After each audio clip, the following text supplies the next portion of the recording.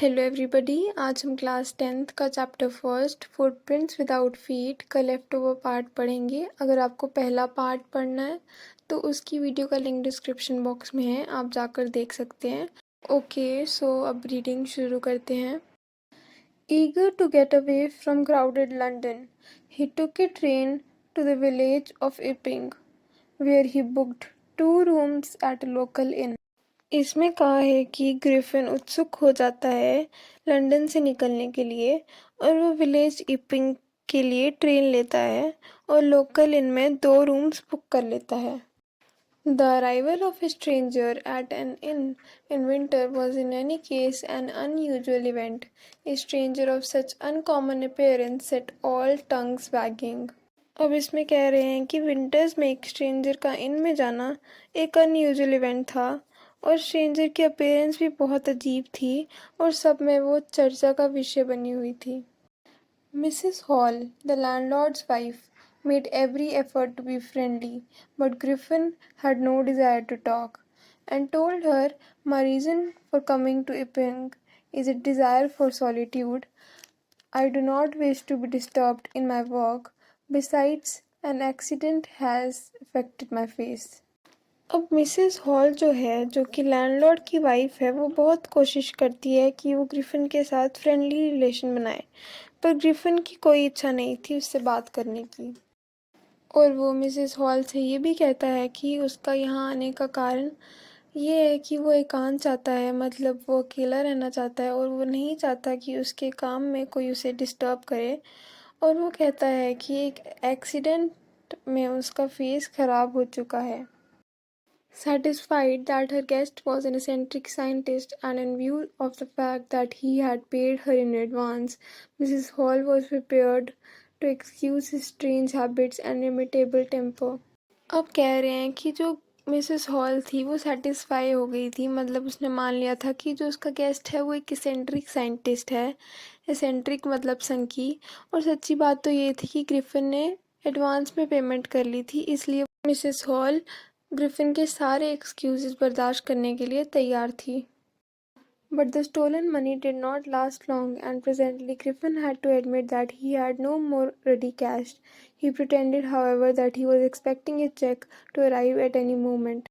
अब कह रहे हैं कि जो पैसे वो चुरा कर लाया था वो भी ख़त्म हो गए थे और आखिर में उसको ये एडमिट करना पड़ता है कि उसके पास कोई कैश नहीं है, पर वो ऐसा प्रिटेंड करता है, मतलब ऐसा दर्शाता है कि कुछ ही टाइम में उसका चेक आने वाला है। Shortly afterwards, a curious episode occurred. Very early in the morning, a clergyman and his wife were awakened by noises in the study. तो थोड़ी देर बाद क्या होता है, एक क्यूरियस एपिसोड होता है। अर्ली मॉर्निंग में क्लर्जीमैन और उसकी वाइफ को स्टडी से शोर आता है और वो जाग जाते हैं। Creeping downstairs, they heard the chink of money being taken from the clergyman's desk. जब वो धीरे धीरे सीढ़ियों से नीचे आ रहे होते हैं तो उनको आवाज़ आती है कि जैसे क्लर्जीमैन के डेस्क से कोई पैसे निकाल रहा हो। Without making any noise and with the poker grasped firmly in his hand, the clergyman flung open the door. Surrender. Then to his amazement he realized that the room appeared to be empty. अब वो क्या करता है, बिना आवाज़ किए हाथ में एक रॉड सी पकड़कर वो ज़ोर से दरवाजे के ऊपर फेंकता है और कहता है, सरेंडर। हैरानगी वाली बात ये थी कि वो रूम खाली था। He and his wife looked under the desk and behind the curtains and even up the chimney. There wasn't a sign of anybody. Yet the desk had been opened and the housekeeping money was missing. Clergyman और उसकी wife ने desk के नीचे देखा, curtains के पीछे देखा और चिमनी के ऊपर भी देखा। वहाँ उन्हें कोई नहीं दिखा, पर जो डेस्क था वो ओपन था और हाउसकीपिंग मनी भी वहाँ से मिसिंग थी। Extraordinary affair, the clergyman kept saying for the rest of the day, but it was not as extraordinary as the behavior of Mrs. Hall's furniture a little later that morning. तो इसमें क्या कहा है कि clergyman पूरा दिन ये कहता रहता है कि ये बहुत ही विचित्र घटना घटी है, मतलब बहुत ही एक्स्ट्राऑर्डिनरी अफेयर है ये। पर ये घटना इतनी भी एक्स्ट्राऑर्डिनरी नहीं थी जितना कि कुछ देर बाद मिसेस हॉल के फर्नीचर का हाल हुआ था। The landlord and his wife were up very early and were surprised to see the scientist's door open. Usually it was shut and locked, and he was furious if anyone entered his room. The opportunity seemed too good to be missed. Landlord और उसकी wife दोनों सुबह जल्दी उठ गए थे और वो हैरान हो गए देख के कि साइंटिस्ट के रूम का दरवाज़ा एकदम खुला था क्योंकि अक्सर उसका दरवाज़ा लॉक्ड रहता था और जब भी कोई उसके रूम में आता था तो वो बहुत गुस्सा हो जाता था। उनको लगा कि ये मौका बहुत अच्छा है और उन्हें ये मौका गंवाना नहीं चाहिए। They peeped round the door, saw nobody and decided to investigate. The bedclothes were cold, showing that the scientist must have been up for some time, and stranger still, the clothes and bandages that he always wore were lying about the room. उन्होंने door से झांका, उन्हें room में कोई नहीं दिखा तो उन्होंने decide किया कि हम इन्वेस्टिगेट करते हैं। उन्होंने देखा कि बेड क्लोथ्स मतलब जो बेड के ऊपर चादर वगैरह बिछी हुई थी वो ठंडी है और उसको देखकर ऐसा लग रहा था कि साइंटिस्ट काफ़ी समय पहले से उठा हुआ है और जो क्लोथ्स और बैंडेजेस वो हमेशा पहनता था वो भी रूम में ही पड़ी हुई थी। All of a sudden, Mrs. Hall heard a sniff close to her ear. A moment later, the hat on the bedpost leapt up and dashed itself into her face. अब अचानक से क्या हुआ कि मिसेस हॉल ने अपने कान के पास सांस लेने की आवाज़ सुनी और कुछ ही पल बाद बेड पोस्ट पर एक हैट पड़ी हुई थी वो वहाँ से उठी और सीधे उसके फेस पे जाकर लग गई। Then the bedroom chair became alive, springing into the air, charged straight at her, legs foremost. As she and her husband turned away in terror, the extraordinary chair pushed them both out of the room and then appeared to slam and lock the door after them. फिर उस bedroom की chair में जान आ जाती है, वो हवा में उड़ती है और सीधा उसके लेग्स में जाकर लगती है। किसके लेग्स में? मिसेस हॉल के। जैसे ही मिसेस हॉल और उसके हस्बैंड डर के मारे टर्न करते हैं तो क्या होता है कि जो एक्स्ट्राऑर्डिनरी चेयर थी वो दोनों को रूम से पुश करती है और जैसे ही उनको पुश करती है वैसे ही फटाक से डोर बंद हो जाता है। Mrs. Hall almost fell down the stairs in hysterics. She was convinced that the room was haunted by spirits and that the stranger had somehow caused these to enter into her furniture. अब कह रहे हैं कि Mrs hall लगभग बेहोश हो चुकी थी और उसने ये मान लिया था कि उसके रूम में कोई बुरी आत्मा आ गई है और उसी बुरी आत्मा को साइंटिस्ट ने फर्नीचर के अंदर एंटर करवा दिया है। My poor mother used to sit in that chair, she moaned, to think it should rise up against me now. Mrs hall अब दुखी होती है और कहती है कि मेरी माँ इस चेयर पर बैठा करती थी और आज यही चेयर मेरे अगेंस्ट रेज हुई है।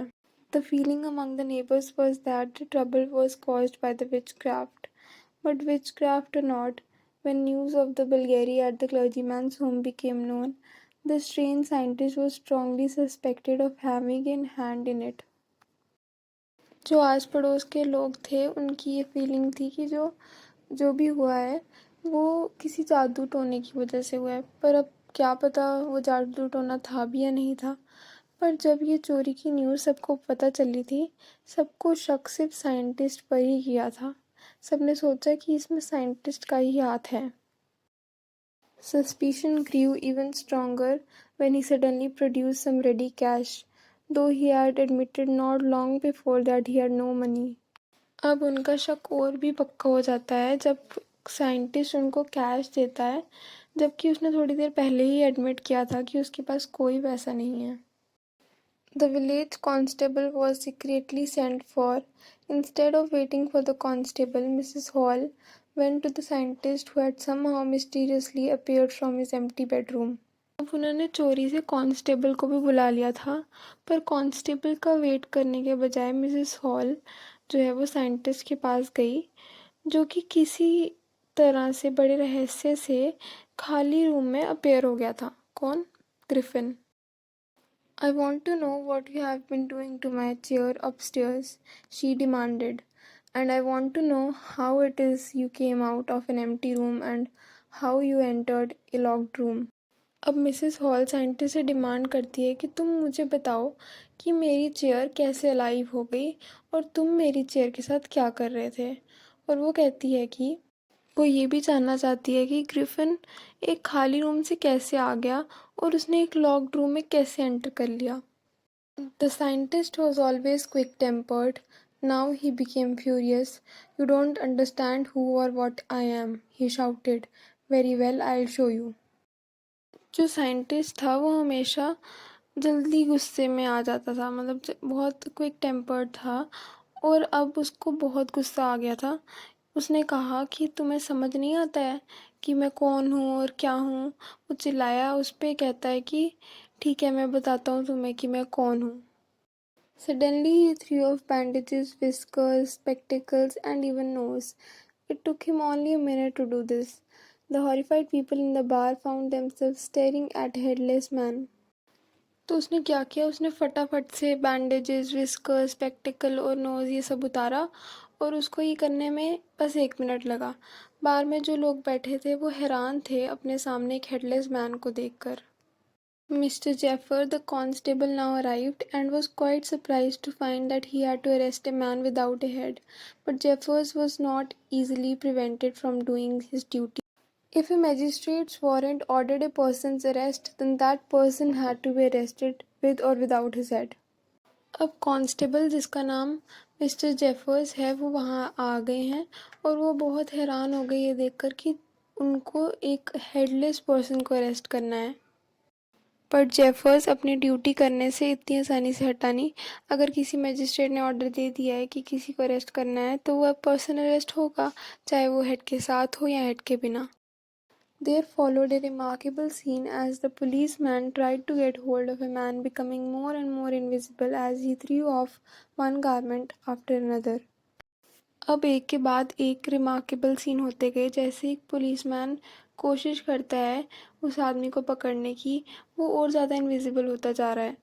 वो एक के बाद एक गारमेंट्स उतारता है और वो ज़्यादा इनविजिबल होता जा रहा है। Finally A shot flu in the air and the constable found himself struggling with someone he could not see at all.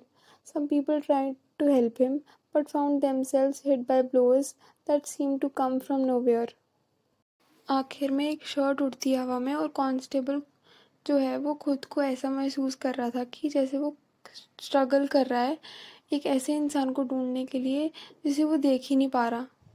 कुछ लोग भी उसकी हेल्प करने की कोशिश करते हैं पर सबको ऐसा लगता है जैसे उनको कोई मुक्के मार रहा है और उनको पता भी नहीं चल रहा कि वो कहाँ से पढ़ रहे हैं, उनको कुछ दिखाई नहीं दे रहा। In the end, Jeffers was knocked unconscious as he made a last attempt to hold on to the unseen scientist. अब अंत में जेफर्स भी होश होकर गिर जाता है जब वो लास्ट अटेम्प्ट करता है एक अनसीन साइंटिस्ट को पकड़ने की। There were nervous, excited cries of "Hold him!" but this was easier said than done. Griffin had shaken himself free and no one knew where to lay hands on him. अब वहाँ पे एक nervous सी situation हो जाती है। सारे चिल्लाते हैं पकड़ो उसे, होल्ड हिम। पर ये कहना इजी था उसको पकड़ने से। कहते हैं ना कि बोलना इजी होता है और करना मुश्किल, वैसे ही ग्रिफिन ने अपने आप को फ्री करवाया वहाँ से और कोई नहीं जानता था कि ग्रिफिन को कैसे पकड़ें। ओके, सो हमारा चैप्टर आज कंप्लीट हो गया है। अगर आपको ये वीडियो अच्छी लगी हो तो लाइक करना, अगर कोई डाउट हो तो आप कमेंट कर सकते हो। Also don't forget to subscribe. Thanks for watching.